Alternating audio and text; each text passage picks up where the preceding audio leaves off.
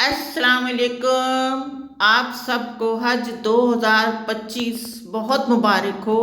हुकूमत की तरफ ऐलान के बाद आपको दूसरी किस्त जमा करानी है और उसी बैंक में करानी है जहां आपने पहले कराई हो। रसीद ज़रूर ले लें। उसके बाद सऊदी बायो ऐप की बारी है। प्ले स्टोर या क्रोम से उसे अपलोड कर लें। इस तरह का कुछ खुल जाएगा। ऐप को यूज़ करने से पहले चंद हदायत ज़हन नशीन कर लें। आपका मोबाइल स्मार्टफोन होना चाहिए। जिस फ़ोन को यूज़ कर रहे हैं उसका ईमेल एक्टिव होना चाहिए, क्योंकि प्रोसेस के दौरान वेरिफिकेशन के लिए ईमेल पर लिंक भेजा जाता है। इंटरनेट की स्पीड अच्छी होनी चाहिए। रोशनी का बहुत अच्छा इंतज़ाम होना चाहिए ताकि रिजल्ट्स अच्छे आएँ। घरेलू ख़वातीन के हाथों के प्रिंट मध्यम पड़ जाते हैं, लकीरें। वो अपने हाथों पर अच्छी तरह लोशन लगाकर बायोमेट्रिक करें तो रिजल्ट अच्छा आएगा। 80 साल से ऊपर के बुजुर्ग आज़मीन बायोमेट्रिक से इस्तस्ना है, यानी उनकी नहीं है, बायोमेट्रिक कराना उन्हें ज़रूरी नहीं है। वो आज़मीन जिनकी उंगलियां मंदरजा झैल मसाइल का शिकार हैं, तो वो उनके लिए अलहदा हदायत हैं।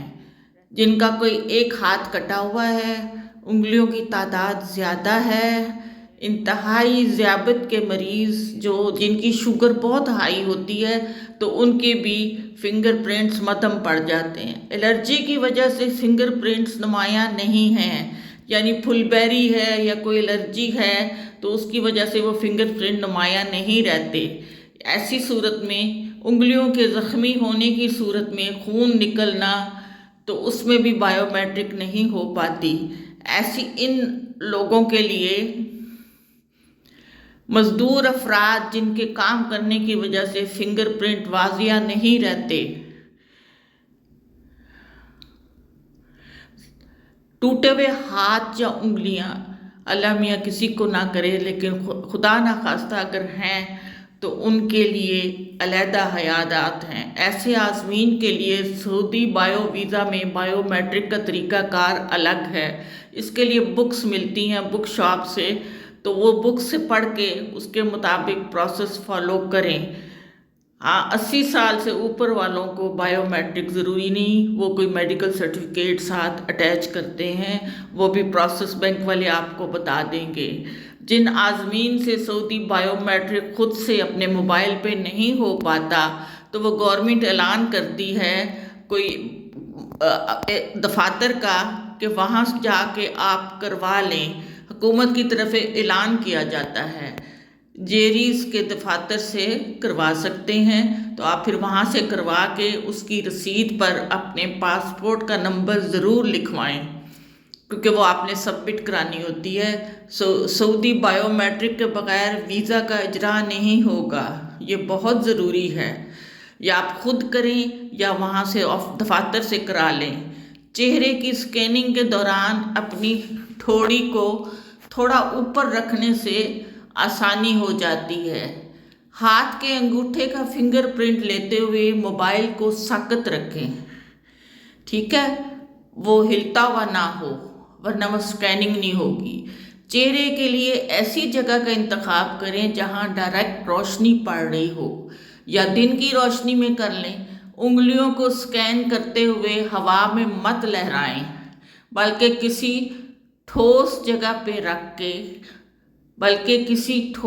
पर रख कर जिसके नीचे काला या गहरे रंग का कुछ रखने से रिज़ल्ट अच्छा आएगा। थोड़ी मेहनत करनी पड़ती है, एकदम से नहीं हो जाते ये सारे काम। ये भी याद रखें, जब तक सऊदी गवर्नमेंट की तरफ से ऐलान ना हो जाए कि बायो ऐप कर लें, आपने ये ऐप यूज़ नहीं करना। उनका सिस्टम चालू होगा तो उनकी तरफ से इतला आ जाएगी। उसकी वजह ये है कि जब प्रोसेस कंप्लीट होता है तो एंड में सऊदी हुकूमत तस्दीकी कोड भेजती है। अगर उनका प्रोसेस चालू होगा तो वो भेजेंगे। कोड मिनिस्ट्री को सेंड करना होता है आप सबको, लेकिन सऊदी गवर्नमेंट का प्रोसेस चालू होगा तो वो आपको कोड भेजेंगे, इसलिए उससे पहले ना इसे यूज़ करें।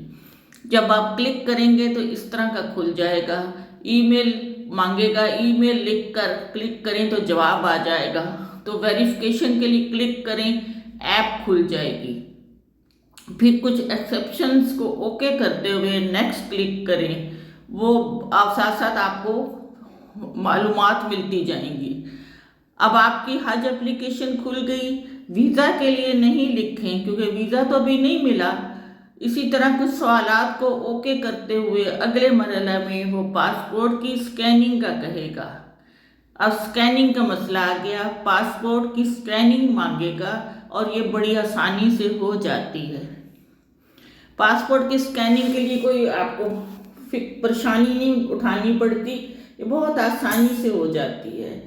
اب فیس سکیننگ کا ہے، وہ پلین بیک گراؤنڈ مانگے گا، وائٹ، کوئی دیوار پیچھے لائٹ کلر کیا تو اسے کر لیں۔ کچھ ایسے کہے گا، ریموو یور گلاسز کو اتار دیں، اس بغیر گلاسز کے فیس سکیننگ ہوگی۔ موو بیک یعنی چہرے کو پیچھے کریں، چہرے کو ذرا پیچھے کریں، اس طرح کچھ کہے گا۔ یہ میرا اپنا ایکسپیرینس ہے۔ اوپن یور آئیز، آئیز تو اوپن ہی ہوتی ہیں لیکن میں نے اور پھاڑ دی کیونکہ اس نے کہا ہے اوپن یور آئیز، میں نے کہا اور بڑی کر لیتی ہوں۔ اس طرح کی ہدایات دیتا جائے گا۔ Turn left and then turn left and then turn right, اس طرح کہتا جائے گا۔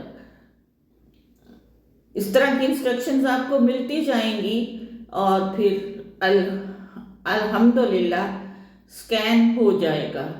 تھوڑی سی ایفرٹ کے بعد اوپن یور آئیز، اچھا آئیز اوپن ہی ہوتی ہیں اور پھاڑ لیں، ٹھیک ہے، تاکہ اس کو تسلی ہو جائے۔ اور تھوڑی سی ایفرٹ کے بعد انشاءاللہ گرین سرکل آ جاتا ہے، یعنی اوکے ہو گیا، فیس کا سکین تو ہو گیا۔ اس مرحلے سے تو آپ سکسیسفل ہو گئے۔ کلک کر کے اگلی سکرین پر چلے جائیں۔ اب بائیں انگوٹھے کی باری ہے، یہ بائیں انگوٹھا ہے۔ سکرین پہ ایک سرکل دائرہ سا نظر آئے گا، اس پہ آپ نے انگوٹھا رکھنا ہے۔ اس طرح کا کلر آ جائے گا اس کا، انگوٹھے کا بھی، اس کا مطلب ہے اوکے ہے۔ یہ 5 انگلیاں ہیں نا انگوٹھے کا، صرف آپ سوچیں۔